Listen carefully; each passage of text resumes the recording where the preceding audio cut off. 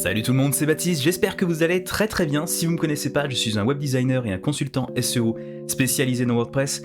Et aujourd'hui, on va parler de Yoast SEO. Je vais vous parler de la fonctionnalité de Breadcrumb de ce plugin. Et on va voir donc quand est-ce qu'il faut l'utiliser, quand est-ce qu'on peut s'en passer, et concrètement comment l'utiliser sur un site WordPress pour améliorer le référencement. C'est parti. Ok, donc la première chose à comprendre, c'est pourquoi utiliser des breadcrumbs sur un site internet. Eh bien, c'est une histoire de structure de liens internes. Alors, il faut comprendre que dans un site internet, Google, il essaye sans arrêt de comprendre quelles sont les pages qui sont importantes et quelles sont les pages qui sont moins importantes. Et pour ça, il va utiliser notamment les liens internes. C'est-à-dire qu'une page qui va recevoir plein de liens depuis d'autres pages va être considérée comme importante.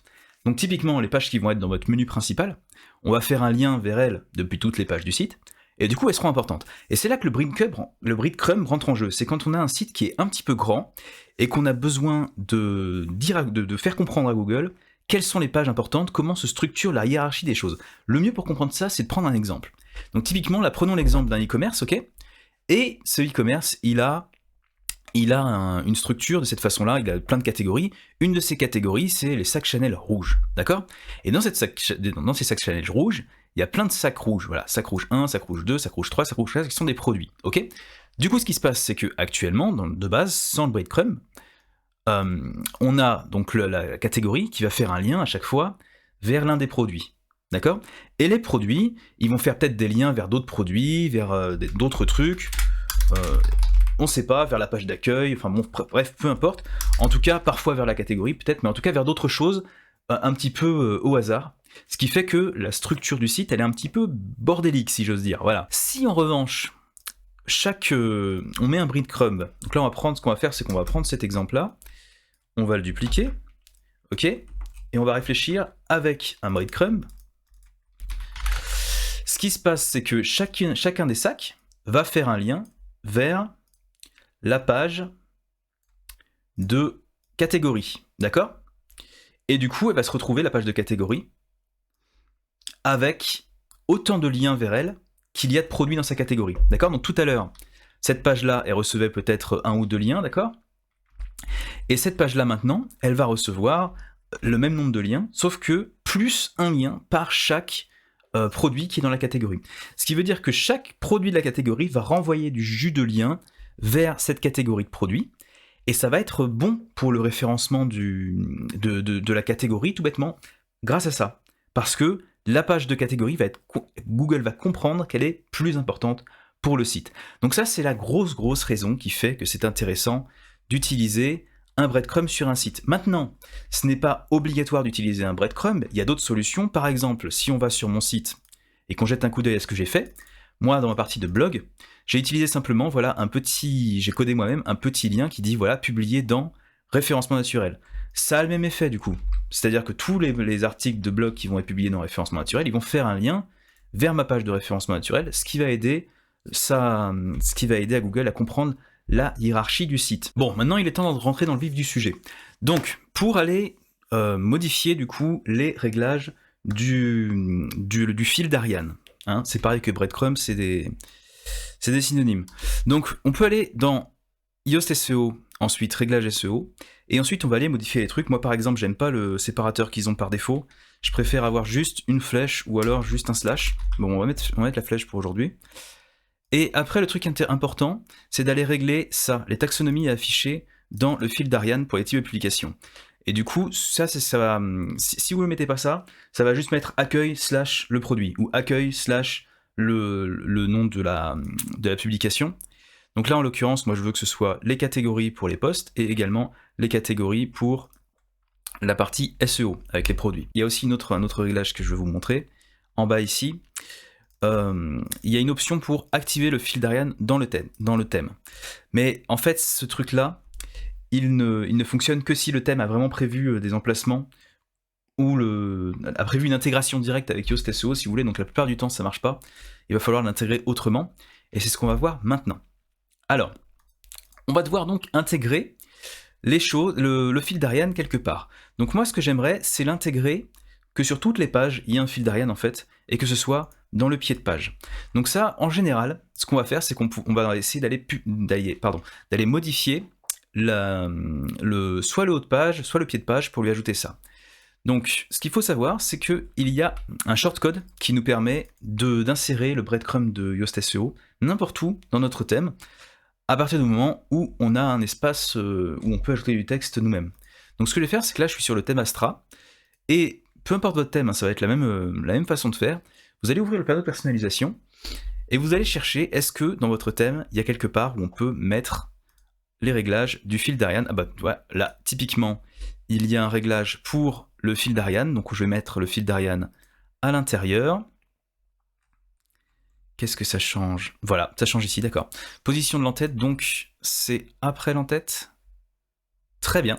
Donc voilà, typiquement, je suis dans Astra, et ils ont prévu un truc vraiment bien fait, où on peut directement mettre le fil d'Ariane. On peut même choisir la source du fil, donc je vais choisir Yoast SEO du coup. Et là, ça va être très bien, publié, fermé, voilà. Alors là, du coup, vu que on est sur une page, on n'est pas sur un produit, il y a juste accueil / page d'exemple. Mais si je voulais, si page d'exemple avait une page parente, à ce moment-là, il y aurait accueil / page parente / bidule. C'est typiquement ce qu'on fait quand on a un site de service, un site vitrine de service. Ce qu'on va faire, c'est qu'on va faire une page qui s'appellera service. Et en page fille de la page service, on va mettre service numéro 1, service numéro 2, service numéro 3, ce qui permettra ensuite aux clients de s'y retrouver facilement. Pour ce qui est regardons ce que ça donne sur la partie boutique. Donc là, je vais aller là-dessus, on va regarder un produit au hasard, et vous voyez que là, on a bien accueil, shop, sans catégorie, et produit machin. Alors là, c'est en anglais, parce que c'est juste moi c'est un site de démo, donc il y a juste, j'ai laissé les trucs par défaut, c'est tout. Maintenant, bon, si vous avez moins de chance, et que vous ne pouvez pas mettre votre breadcrumb ici, dans un truc qui est déjà prédéfini par le thème et tout, il va falloir cliquer sur personnaliser et aller chercher typiquement une zone de widget. Je pense que c'est vraiment le plus simple d'aller chercher une zone de widget. Donc pour ça, moi, je vais aller chercher dans widget, voilà, colonne latérale de produit, et je vais mettre, du coup, j'ai compris, oui, on va mettre un bloc, et on va chercher le bloc Yoast. Et on a Yoast SEO breadcrumb. Voilà. Et du coup, là, sur chaque widget de produit, sur chaque page de produit, on va avoir à droite, dans la barre latérale de droite, le petit breadcrumb. Et ça, c'est vraiment, en général, sur tous les thèmes, vous allez avoir une barre latérale quand même de disponible. Alors là, le pépin, c'est que du coup, il va falloir également la configurer dans les trucs de blog typiquement. Donc là je vais faire publier, ensuite je vais aller sur l'accueil, et voilà, ça c'est le blog, donc je vais cliquer là-dessus, et vous voyez que là, dans le blog, par contre, il n'y est pas encore. Alors bien sûr il est encore puisque je l'ai configuré là, mais il faudrait le remettre dans la page latérale si je n'avais pas cette zone-là. D'ailleurs on va la désactiver, comme ça permettra d'être tranquille. On va mettre fil d'Ariane aucun. Voilà, comme ça on disparaît le truc du haut. Et du coup dans widget, là, colonne latérale principale, encore une fois, je vais pouvoir faire plus, je vais pouvoir aller sur Yoast breadcrumb, hop. Alors ça le met à la fin, moi j'ai plutôt envie de l'avoir, hop, attention, là-haut, au début, on va utiliser les flèches, tiens, ce sera plus simple. Voilà, publier. On ferme. Et voilà, alors il y a d'autres options, hein. Typiquement vous pouvez aussi faire ça en le mettant dans le footer. On va faire ça maintenant, pour voir, allons sur une page normale, genre animé galerie, page d'exemple, tiens. Voilà, donc ça c'est une page normale. Ce que je vais faire, c'est que je vais faire personnaliser. Et de temps en temps, vous allez pouvoir, les thèmes vont pouvoir vous permettre d'ajouter des trucs dans le footer. Alors, voyons voir, est-ce qu'il nous permet de faire ça? Constructeur de pied de page, voilà. Copyright. Voilà, et typiquement, on peut très bien, voilà, le truc il est prévu pour se mettre là, mais je peux très bien aller ajouter au-dessus du copyright, mettre hop, copier. Voilà, on va mettre le shortcode ici. Alors, je vais juste le mettre en collé sans les machins, voilà. Et du coup, sur toutes les pages, là, j'ai un petit... Voilà, j'ai un petit breadcrumb dans le bas de page. Alors faites gaffe, hein, faites pas comme ici, à le mettre à droite, à gauche, en haut, en bas. Faut le mettre à un seul endroit. Et encore, on n'est même pas obligé de le mettre sur toutes les pages du site et tout. Faut bien se dire que le breadcrumb, c'est un outil pour renforcer la structure de lien interne du site.